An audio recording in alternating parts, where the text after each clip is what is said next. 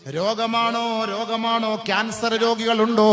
സൂറത്തുൽ മുൽക്കിന്റെ 14-ാമത്തെ ആയത്തെടുത്തിട്ട് അലാ യഅലമു മൻ ഖലഖ് വഹുവൽ ലതീഫുൽ ഖബീർ.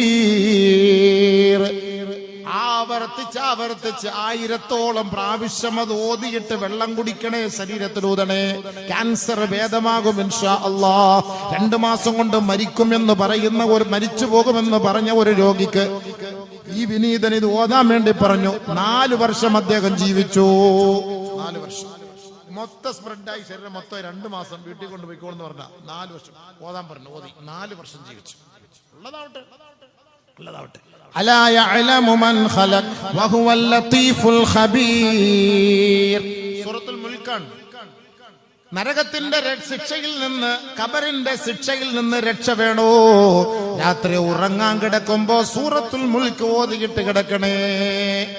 എല്ലാത്തിനും ഖുർആൻ വഴിയുണ്ട്. നമുക്ക് പേടിക്കുന്നതിന് രാത്രി ഉറങ്ങുന്നതിന് മുമ്പ് സൂറത്തുൽ മുൽക്ക് നിങ്ങൾ പാരായണം ചെയ്താൽ നരകബറിൽ അല്ലാഹു നിങ്ങളെ ശിക്ഷിക്കൂല എന്ന് ഹബീബായ റസൂലുള്ളാഹി. ദഖല റജുലുൻ അൽ ജന്നത ബിശഫാഅത്തി സൂറത്തിൽ മുൽക്ക്. ഒരാളെ അല്ലാഹു തആല സ്വർഗ്ഗത്തിൽ പ്രവേശിപ്പിക്കുന്നത് സൂറത്തുൽ മുൽക്കിന്റെ ശഫാഅത്ത് കൊണ്ടാണ്.